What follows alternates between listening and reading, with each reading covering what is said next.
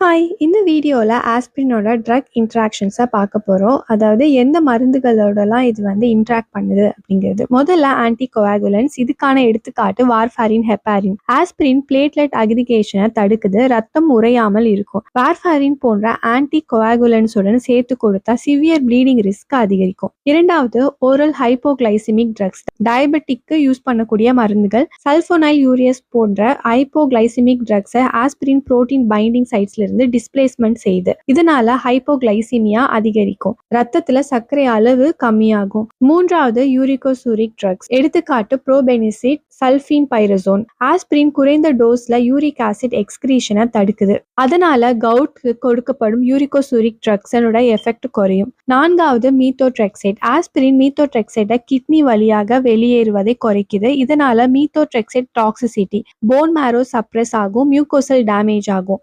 ஐந்தாவது ஆல்கஹால். ஆஸ்பிரினும் ஆல்கஹாலும் ஒன்றா எடுத்துக்கிட்டா கேஸ்ட்ரிக் இரிட்டேஷனும் ப்ளீடிங்கும் அதிகரிக்கும். ஆறாவது anti hypertensive drugs. ACE inhibitors, diuretics. இந்த மாதிரி ஆஸ்பிரின் ப்ரோஸ்டாகிளாண்டின்ஸ் உருவாகிறத தடுக்குது. இதனால வேசோ டைலேட்டரி எஃபெக்ட் குறையுது.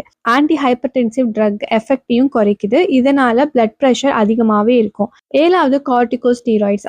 ஆஸ்பிரின் பிளஸ் ஸ்டெராய்ட்ஸ்னா கேஸ்ட்ரிக் அல்சரும் ப்ளீடிங்கும் ரிஸ்க் அதிகமாகும். Other NSAIDs. ஒரே நேரத்தில் பல என்எஸ்ஏட்ஸை எடுத்தால் கேஸ்ட்ரிக் டாக்ஸிசிட்டியும் நெஃப்ரோடாக்சிசிட்டி, கிட்னி டேமேஜும் நடக்கும். வீடியோ யூஸ்ஃபுல்லாக இருக்குன்னு நினச்சிங்கன்னா லைக் பண்ணுங்கள், ஷேர் பண்ணுங்கள், அண்ட் என்னோட சேனலை சப்ஸ்கிரைப் பண்ணிக்கோங்க. உங்களுக்கு ஃபார்மசி படிக்கும் ஸ்டூடெண்ட்ஸ் இல்லைனா ஃபார்மகாலஜி படிக்கும் ஸ்டூடெண்ட்ஸ் தெரிஞ்சிச்சுன்னா கண்டிப்பாக இந்த வீடியோவை ஷேர் பண்ணி விடுங்க. நெக்ஸ்ட் வீடியோவில் பார்க்கலாம்.